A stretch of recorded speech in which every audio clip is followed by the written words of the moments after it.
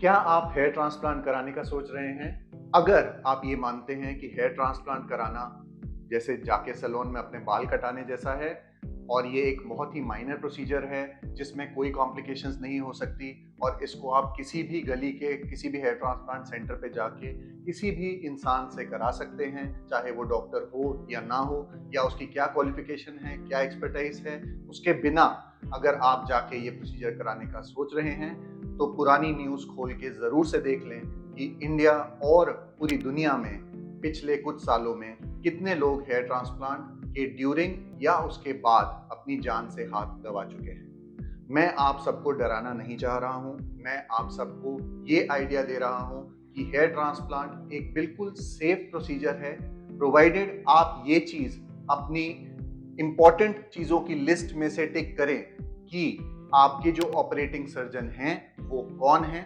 और उनकी क्या क्वालिफिकेशन और एक्सपर्टाइज है। अगर आप हेयर ट्रांसप्लांट कराने का सोच रहे हैं तो इस वीडियो को शुरू से अंत तक जरूर देखें। नमस्कार, मैं हूं डॉक्टर मयंक और मैं हूं founder Crown the hair transplant expert का। क्वालिफिकेशन वाइज मैं एक प्लास्टिक सर्जन हूं और पिछले 13 साल से दिल्ली में हेयर ट्रांसप्लांट्स कर रहा हूं। अगर आप हेयर ट्रांसप्लांट कराने का सोच रहे हैं तो आपको किन चीजों का सबसे ज्यादा ध्यान रखना है, ये मैं आपको आगे बताने वाला हूं। पहली चीज, आपके ऑपरेटिंग सर्जन के साथ आपकी जब इंटरेक्शन होती है, जब कंसल्टेशन होता है, तो आपका हक बनता है कि आप उन डॉक्टर से पूछें कि वो डॉक्टर की क्वालिफिकेशन और एक्सपीरियंस कितना है, उन्होंने कितने पेशेंट्स ऑपरेट किए हैं, किस टेक्निक्स से किए हैं, उनके रिजल्ट्स कैसे रहे हैं। अगर हो सके तो उन मरीजों से मिलकर उनसे बात करके उसको बिल्कुल पक्का कर लें कि यहाँ के रिजल्ट्स अच्छे हैं। अगर जो ऑपरेटिंग सर्जन है वो प्लास्टिक सर्जन, डर्मेटोलॉजिस्ट या सर्जन नहीं है तो आप डेफिनेटली वहां से हेयर ट्रांसप्लांट ना कराएं, ये आपके लिए अच्छा होगा। आज की डेट में 90% से ज्यादा हेयर ट्रांसप्लांट क्लिनिक्स में जो लोग सर्जरीज कर रहे हैं वो सिर्फ टेक्निकल स्टाफ होता है जो सर्जन नहीं है। ये जानलेवा हो सकता है, इसलिए बहुत बहुत बहुत एहतियात बरतें कि आप किधर जाके अपना प्रोसीजर कराएं। जब आपकी कंसल्टेशन होती है तो कुछ चीजों का ध्यान हमें कंसल्टेशन के ड्यूरिंग भी रखना होता है। आपकी बॉल्डनेस के साथ में, यानी जो आपका गंजापन हो रहा है उसके साथ में कोई और चीजों की तकलीफ तो आपकी स्किन में नहीं है। अगर वो है तो उसको रूल आउट कर देना बहुत ही आवश्यक है, नहीं तो आपके ट्रांसप्लांट का रिजल्ट फेल हो सकता है। आपका डोनर एरिया अच्छा होना चाहिए। डोनर एरिया होता है आपके सर के पीछे और साइड वाला एरिया। सिर्फ लंबे बालों में वो एरिया ढका रहे इतना जरूरी नहीं है। उसकी 1 सेंटीमीटर में कितने बाल हैं, उसमें कितने सिंगल, डबल, ट्रिपल फॉलिकल्स हैं, ये देखा जाता है। उसके हिसाब से इसकी कैलकुलेशन करी जाती है कि आपके डोनर की जो कैपेसिटी है क्या वो इतनी है कि आपके आगे होने वाले गंजेपन को पूरी तरह से कवर कर सके।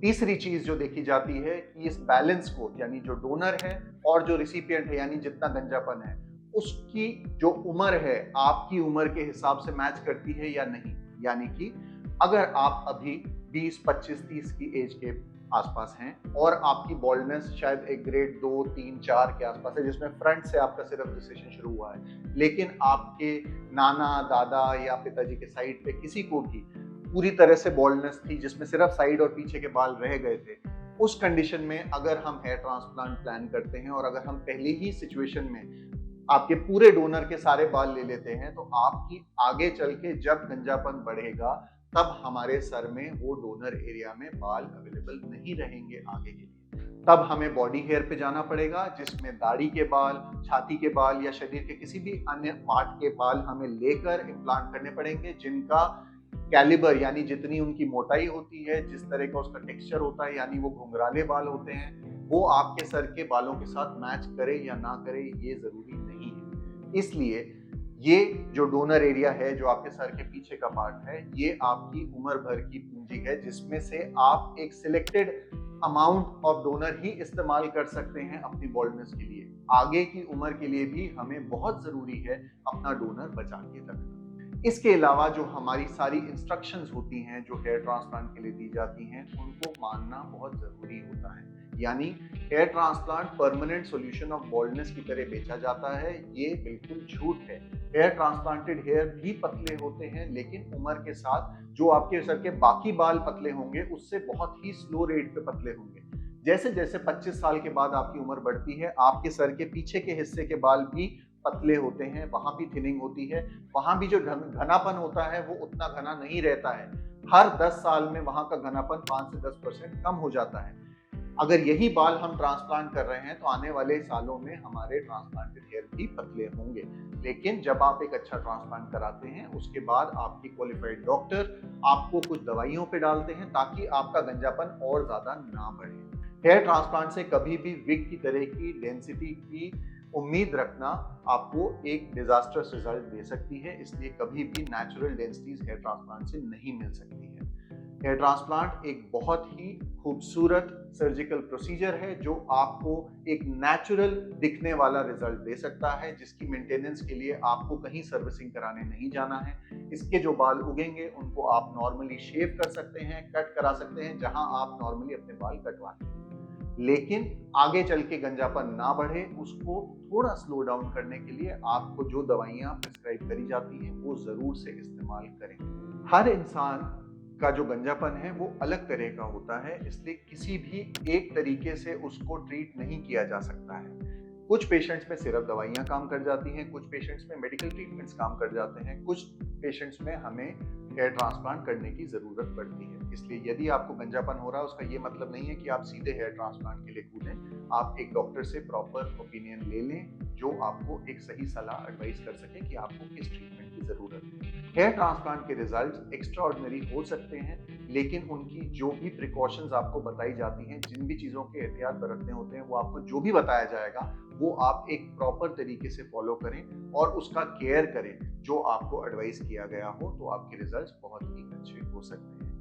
हेयर ट्रांसप्लांट्स के बाद आपको बहुत सारी प्रिकॉशंस फॉलो करनी होती हैं, जिसके लिए हमने एक और वीडियो बनाया है जो आपको लिंक में नीचे मिल जाएगा। आखिरी चीज जो आपको पता होनी चाहिए कि ट्रांसप्लांट कराने के इमीडिएटली यानी ट्रांसप्लांट कराते ही आने वाले 2-3 महीने में आपके सर पे बाल नहीं उगने वाले हैं। ट्रांसप्लांट कराने के बाद कुछ हफ्तों से कुछ महीने तक ये बाल पहले झड़ेंगे और उसके बाद फिर से ग्रो करेंगे।